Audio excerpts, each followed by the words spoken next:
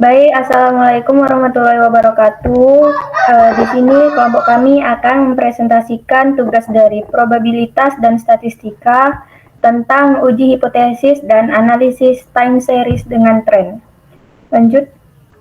Di sini kami beranggotakan 7 orang, termasuk saya sendiri, Anissa Khairani, dengan NIM 022, Najwa Trimifta dengan NIM 06, Naila Sipa dengan NIM 019, Indah Mutia dengan NIM 028, Arya Rija dengan NIM 073, Nabila Putri dengan NIM 091, David Jonathan dengan NIM 121. Lanjut.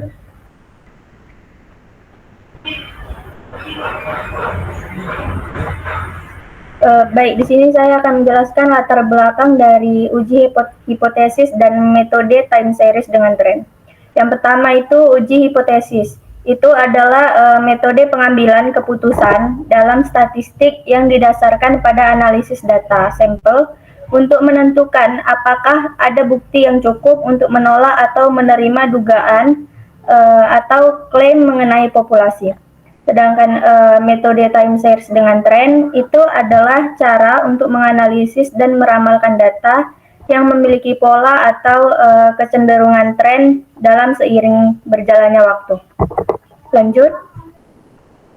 Baik, di sini ada uji hipotesis, yaitu seperti yang dijelaskan tadi, ia adalah proses pengambilan keputusan berdasarkan data sampel. Nah, pada uji hipotesis ini memiliki beberapa jenis uji. Yang pertama itu chi-square test, di mana itu hubungan antar kategori.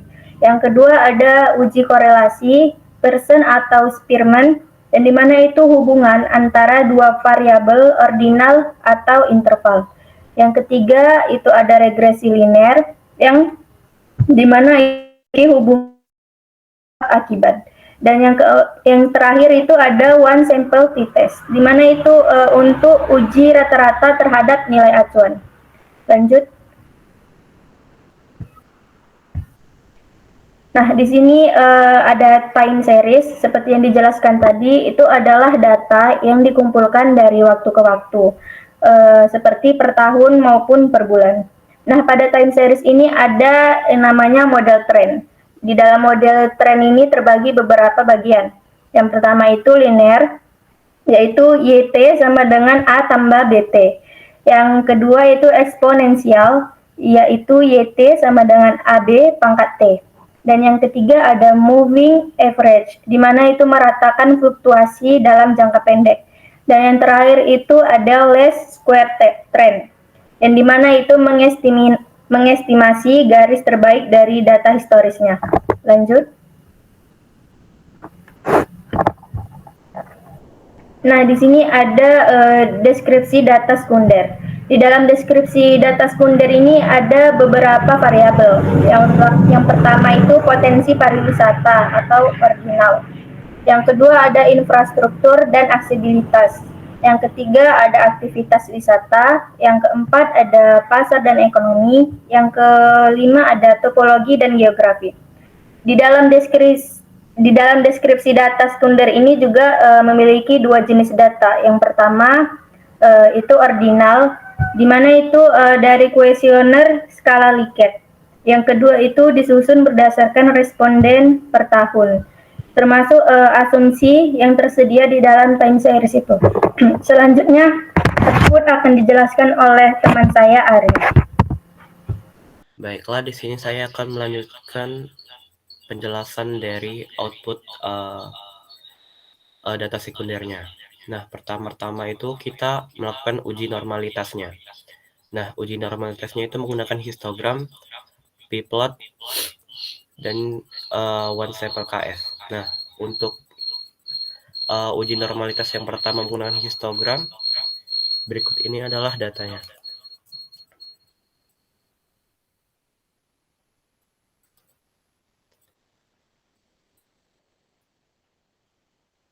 Oke, sebentar. Nah, dapat dilihat bahwa penyebaran datanya itu berada di sekitar min dari data sekunder tersebut.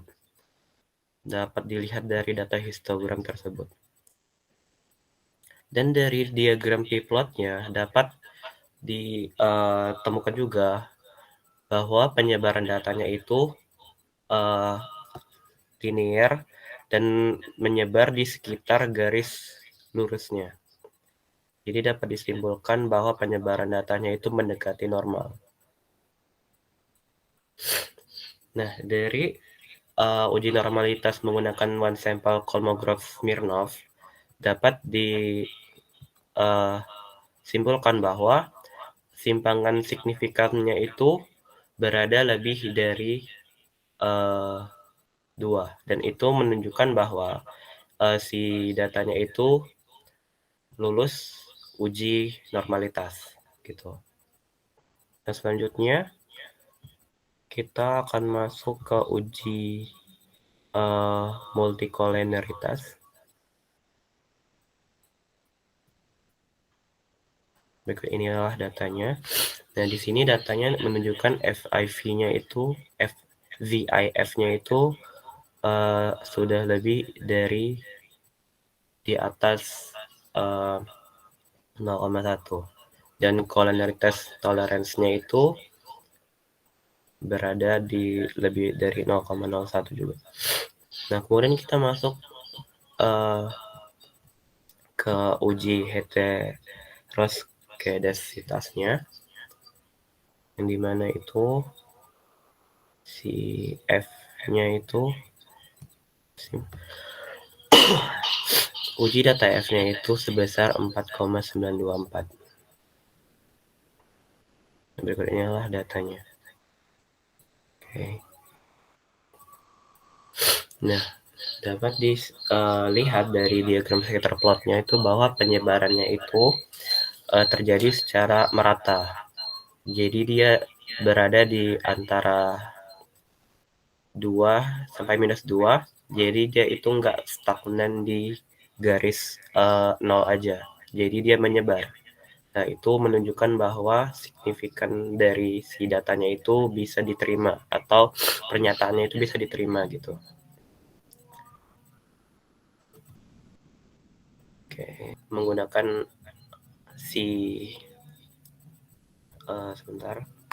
menggunakan data si residual.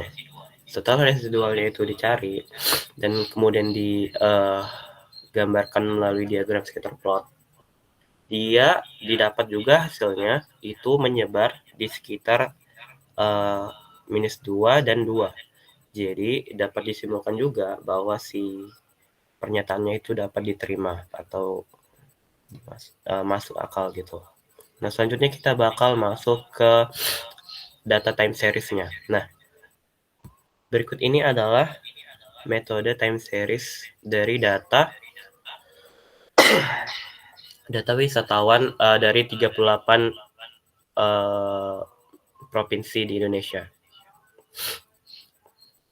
Nah, kami di sini pertama-tama kami membandingkan tiap provinsinya itu grafik frekuensi penyebaran dari si tiap provinsinya itu. Kemudian kami melakukan prediksi dari banyaknya pengunjung wisatawan tiap provinsinya. Nah, pertama itu kami menggambarkannya, kemudian kami langsung membuat prediksinya itu menggunakan metode time series-nya itu untuk memprediksi lonjakan atau frekuensi dari pengunjung atau wisatawan di tiap provinsi, seperti itu.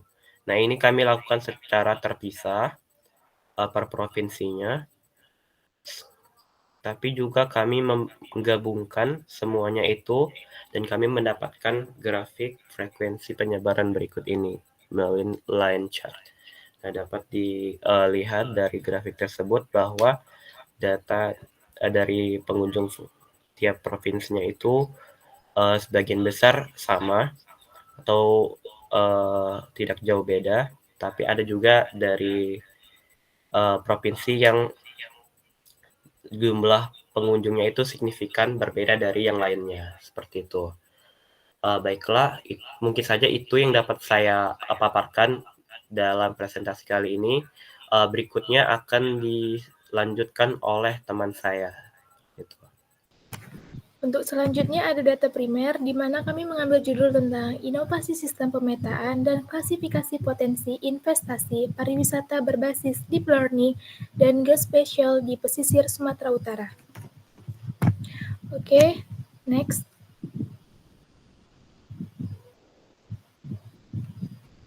Nah, di sini kami akan membahas apakah lingkungan berpengaruh terhadap pariwisata, apakah akses dan infrastruktur mendukung pariwisata, apakah budaya, aktivitas wisata, pasar, dan geografi juga berperan.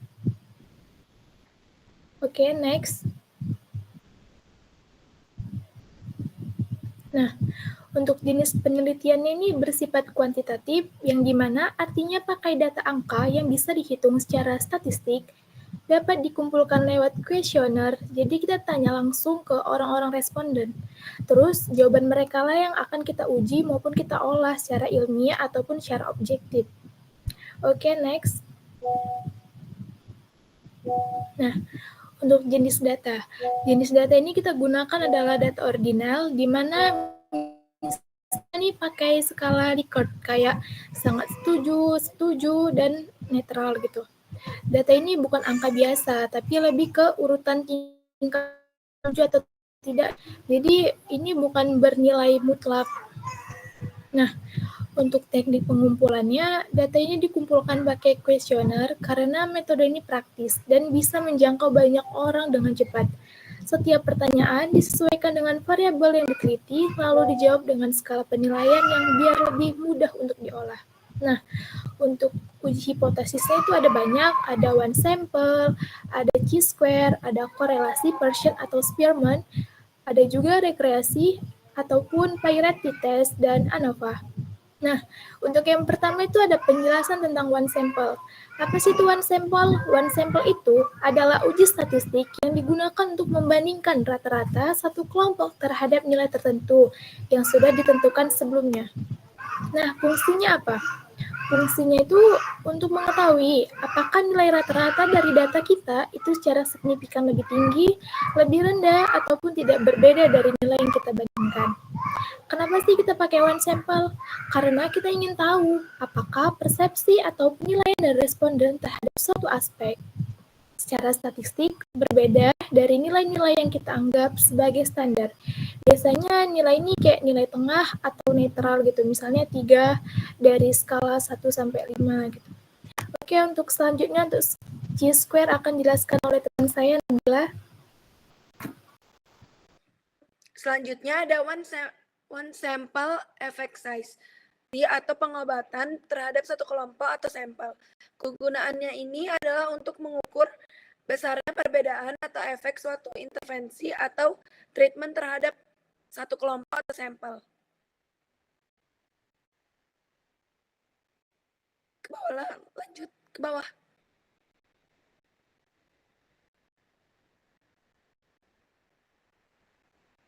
Selanjutnya ada korelasi Pearson dan Spearman.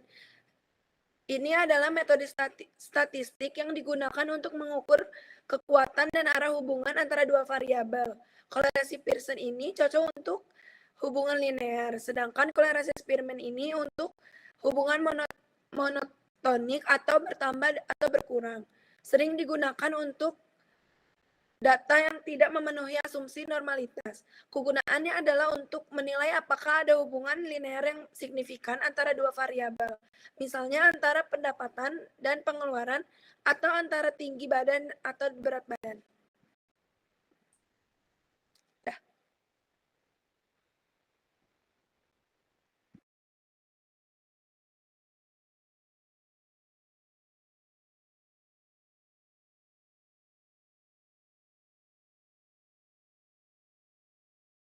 Baik, kemudian ada regression test. Regression test ini adalah sebuah metode analisis statistik yang digunakan untuk menjelaskan hubungan sebab akibat antara satu atau lebih variabel bebas independen terhadap satu variabel terikat dependen, serta untuk memprediksi nilai variabel terkait berdasarkan nilai variabel bebas tersebut. Fungsi dari regression adalah yang pertama, menguji hubungan kausal antara variabel bebas dan variabel terikat. Yang kedua, menentukan kekuatan dan arah pengaruh setiap variabel bebas, positif atau negatif. Yang ketiga, memprediksi nilai variabel terikat berdasarkan nilai variabel bebas. Yang keempat, melihat seberapa besar variabel bebas menjelaskan variasi variabel terikat. Kemudian ada penggunaannya. Regression test ini digunakan saat ingin mengetahui variabel X terhadap variabel Y. Yang kedua, jika mempunyai data numerik, interval atau rasio. Dan yang ketiga, jika ada lebih dari satu variabel independen, ingin memprediksi hasil dari suatu variabel berdasarkan data lain. Kesimpulan dari tabel tersebut adalah model regresi menunjukkan bahwa faktor topologi atau geografi dan kebijakan serta ketahanan terhadap perubahan iklim merupakan faktor utama yang secara signifikan meningkatkan potensi pariwisata suatu daerah. Oleh karena itu, penguatan kebijakan pariwisata dan pemanfaatan kondisi geografis harus menjadi prioritas dalam strategi pengembangan pariwisata. Selanjutnya dijelaskan oleh yang lain.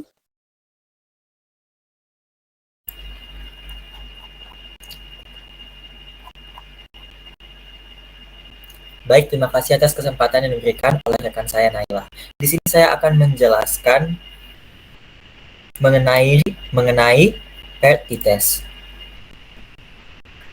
PERT-test atau uji T berpasangan adalah metode statistik yang digunakan untuk membandingkan dua nilai rata-rata dari dua kelompok yang saling berpasangan atau berhubungan.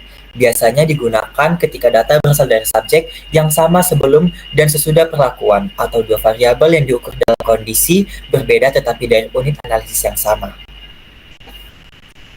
Nah, fungsi PERT-test. Fungsi PERT-test ada tiga. Yang pertama, menguji perbedaan rata-rata dua variabel yang berhubungan. Yang kedua, digunakan ketika kita ingin mengetahui apakah perubahan atau perbedaan yang terjadi bersifat signifikan secara statistik atau tidak. Dan yang terakhir, membantu mengetahui pengaruh suatu perlakuan atau hubungan antar dua kondisi yang diukur pada unit yang sama.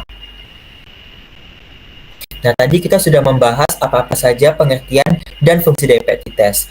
Selanjutnya, kenapa sih kita harus menggunakan PERT-test? Kita harus menggunakan PERT-test jika data berasal dari subjek atau unit yang sama, tapi dalam dua kondisi yang berbeda. Misalnya sebelum versus sesudah, atau dua variabel yang saling berkaitan. Pada poin yang kedua, tujuannya adalah untuk mengontrol variabilitas antar subjek, yang dimana karena subjek yang sama digunakan dalam dua pengukuran. Dan yang terakhir, jika menggunakan uji T biasa atau independen, maka tidak mempertimbangkan hubungan antar pasangan data yang bisa menyebabkan hasil yang bias atau kurang akurat.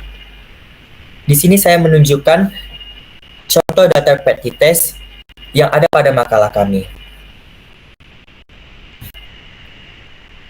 Tabel yang saya lampirkan, P1 membandingkan variabel aksesibilitas dan infrastruktur dengan variabel keberagaman budaya. Karena kedua variabel diukur dari responden yang sama, N sama dengan 116, maka PERT-test digunakan. Kemudian, hasil menunjukkan bahwa ada efek yang signifikan dengan efek size sedang cohens 0,73 dan p-value kurang dari 0,001. Akhirnya, di sini saya simpulkan, PERT-test penting ketika Anda ingin melihat perbedaan antara dua variabel yang berhubungan, diukur dari subjek yang sama. Ini memastikan bahwa analisis mempertimbangkan keterkaitan data, meningkatkan akurasi dan validitas hasil uji statistik. Sekian penjelasan mengenai PERT-test oleh saya. Saya lanjutkan ke rekan saya, Nazwa. Baik, di sini saya akan menjelaskan fungsi dari ANOVA. ANOVA adalah Analysis of Variance, adalah metode statistik yang digunakan untuk menguji perbedaan rata-rata antar lebih dari dua kelompok data. Dengan ANOVA, peneliti dapat mengetahui apakah perbedaan yang terjadi pada rata-rata kelompok tersebut signifikan secara statistik atau hanya terjadi secara kebetulan.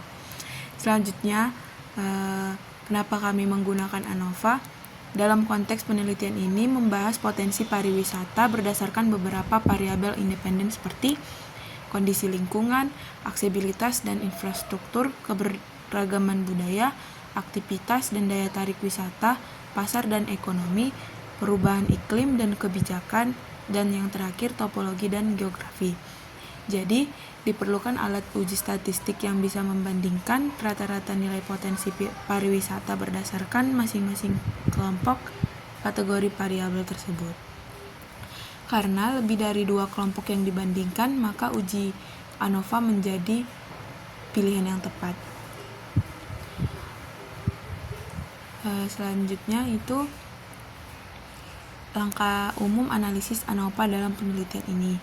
Yang pertama, membentuk kelompok berdasar variabel independen kategori. Misalnya, kategori infrastruktur, tinggi, sedang, dan rendah. Yang kedua, menghitung rata-rata nilai potensi pariwisata dari masing-masing kelompok. Yang ketiga, menjalankan uji ANOVA satu arah atau one way ANOVA untuk mengetahui apakah perbedaan antar kelompok signifikan. Dan yang terakhir, jika hasil ANOVA signifikan atau P lebih kecil dari 0,05 maka dilanjutkan dengan uji lanjutan seperti Turke HSD untuk mengetahui kelompok mana yang berbeda. Jadi kesimpulannya, uji ANOVA dapat digunakan dalam penelitian ini karena yang pertama, sesuai untuk data kategorik dengan lebih dari 2 kelompok. Yang kedua, memungkinkan analisis signifikasi perbedaan rata-rata dalam penilaian potensi pariwisata. Yang terakhir, mampu memberikan wawasan statistik yang objektif dan terukur dalam menganalisis pengaruh berbagai aspek aksesibilitas, budaya, iklim, dan lain-lain terhadap pariwisata. Sekian penjelasan dari saya.